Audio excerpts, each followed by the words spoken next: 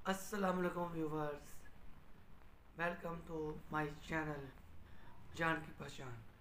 میں آپ کا شکر گزار ہوں کہ آپ نے میری ویڈیو دیکھنے کے لیے وقت نکالا۔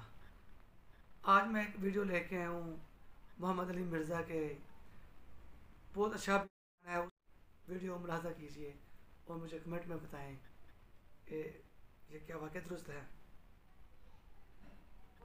ابو داؤد میں حدیث ہے، ایک دفعہ پڑھ لو صبح کے وقت، لا الہ الا اللہ وحدہ لا شریک لہ لہ الملک ولہ الحمد وہو علی کل شیء قدیر۔ شام تک اللہ کے قلعے میں ہو، اللہ کی طرف سے شیاطین کے اگینسٹ قلعے میں ہو، شام کو پڑھ لو صبح تک قلعے میں۔ ابو داؤد ترمذی میں ہے کہ جو شخص صبح اور شام تین دفعہ آخری 3 سورتیں پڑھ لیتا ہے، ہر چیز سے اسے کفایت کر جائے گی۔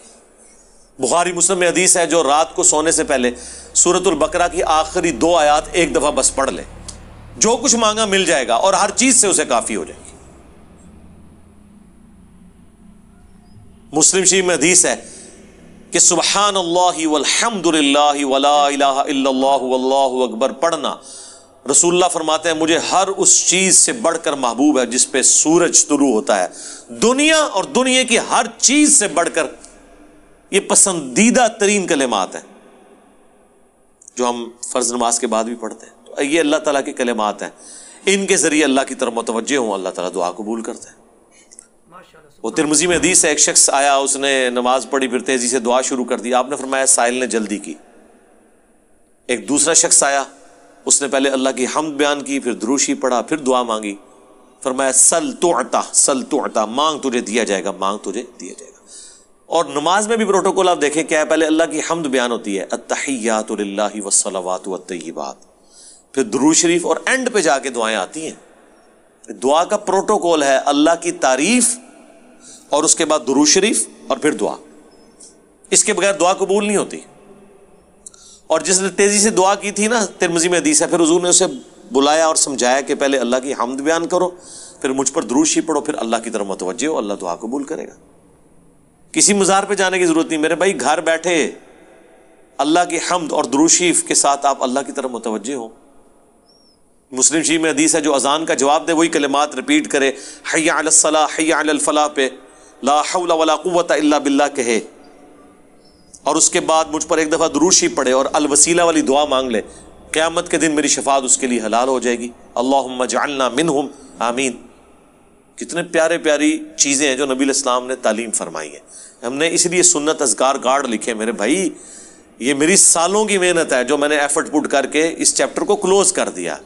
Green card, blue card, orange card, میں بالکل خبطیوں کی طرح 2008 سے لے کے سمجھ لیں 2010 تک میں نے کوئی حدیث کی کتاب کا چیپٹر نہیں چھوڑا جس میں میں اللہ کے نبی کے وظائف کو تلاش نہ کروں صلی اللہ علیہ وآلہ وسلم، پھر حدیثوں کی صحت کے پیچھے، پھر جتنے علماء نے اذکار کی کتابیں لکھی وہ، پھر اذکار کارڈ جو چھپے تھے، اس کے بعد میں نے ایک انٹلیکچوئل ترتیب کے ساتھ یہ اذکار کارڈ لکھے، آخرت کا بلو کارڈ اور گرین کارڈ، ہماری ویب سائٹ پہ رکھے ہیں، ڈاؤن لوڈ کریں تو اس کو پڑھیں، ان کے ترجمے بھی ساتھ لکھے تاکہ آپ کو سوز و گداز فیل ہو۔ صرف عربی پڑھنے سے تو نہیں آپ کو پتہ چلے گا اگر آپ کو پتہ ہی نہ ہو کہ اس کا مطلب کیا ہے۔ حسبنا اللہ و نعم الوکیل، بخاری کی حدیث ہے، ابن عباس کہتے ہیں کہ تمہارے جد امجد ابراہیم کو جب آگ میں پھینکنے لگے تھے تو وہ پکار اٹھے تھے حسبنا اللہ و نعم الوکیل، اور تمہارے نبی پہ بھی جب مصیبت آتی تھی وہ کہتے تھے حسبنا اللہ و نعم الوکیل۔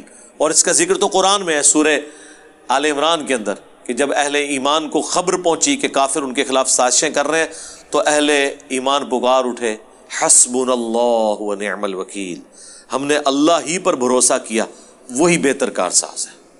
اب یہ جب آپ کا کنسیپٹ ہوگا تو یہ اللہ کے صفاتی ناموں کے ساتھ آپ متوجہ ہو رہے ہیں۔ باقی تو اللہ کے کلمات تو ختم ہی نہیں ہونے۔ سورہ لقمان میں، سورہ بنی اسرائیل، سورۃ الکہف میں اللہ تعالیٰ کیا فرما رہا ہے کہ اگر زمین سارے کے سارے درخت جو ہیں کلمے بن جائیں اور سمندر سیاہی بن جائیں اور 7 سمندر اور بھی ساتھ مل جائیں، اللہ کے کلمات نہیں ختم ہوں گے۔ سبحان اللہ و بحمدہ عدد خلقہ ورضا نفسہ وزنۃ عرشہ ومداد کلماتہ۔ بخاری میں حدیث ہے، اللہ تعالیٰ کے 99 نام ہیں، جو ان کو لے لے گا تو اس پہ جنت واجب ہو جائے گی. لینے سے مراد یہ نہیں ہے کہ مطلب وہ ان کی صرف تسبیح کھینچتا رہے گا, مراد یہ کہ وہ اللہ تعالیٰ کو سیریس لے گا. ٹھیک ہے, اور لوگ وہ خالی نام پڑھ رہے ہوتے ہیں, کہتے ہیں بس جنت ہوگی, نماز پڑھنے کی لوڑ ہی کوئی نہیں.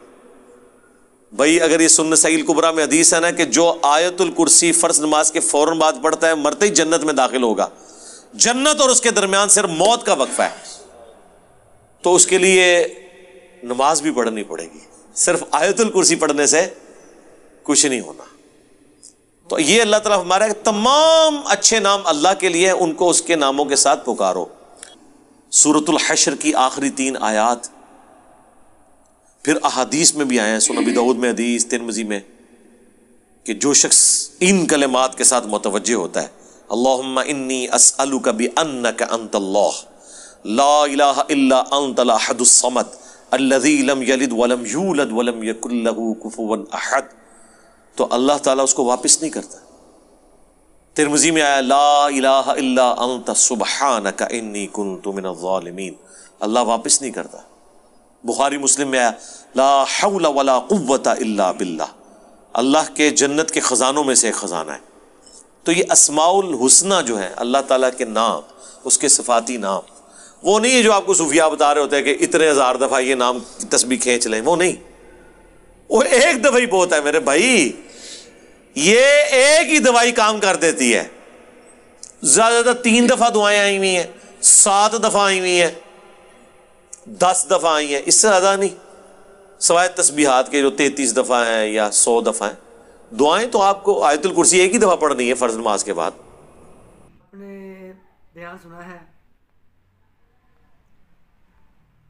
احادیث انہوں نے بتائی ہیں, اور اس پہ عمل کر لیں تو دنیا میں بھی سکون اور آخرت میں بھی سکون. بہت کم لوگ یہ جانتے ہیں, ذات خود مجھے بھی کرنا چاہیے, آپ سب کو اس پہ عمل کریں اور اس کا آپ کو نتیجہ ملے گا, کیونکہ نبی کی بات کہی ہوئی جھوٹی نہیں ہو سکتی, سوال ہی پیدا نہیں ہوتا. تو جو انہوں نے وظائف بتائے ہیں یہ احادیث سے ثابت ہیں, تو امید ہے میں بھی کروں گا اور آپ بھی کریں گے انشاءاللہ, اور جو میری ویڈیو دیکھ رہے ہیں سب کریں گے. تو اینڈ پہ میری ریکویسٹ ہوتی ہے کہ آپ میرے چینل جان کی پہچان کو سبسکرائب کریں, لائک کریں اور شیئر کریں واٹس ایپ پہ, فیس بک پہ, تاکہ یہ پیغام وہ کافی لوگوں تک پہنچ سکے. اور میں کافی وقفہ ڈالتا ہوں ویڈیو میں, اور آئندہ کوشش کروں گا کہ میں ریگولر رہوں. بس ریگولر رہوں گا تو انشاءاللہ آپ مجھے میرا ساتھ دیں گے. اللہ تعالیٰ آپ کا حامی و ناصر رہے. اللہ حافظ.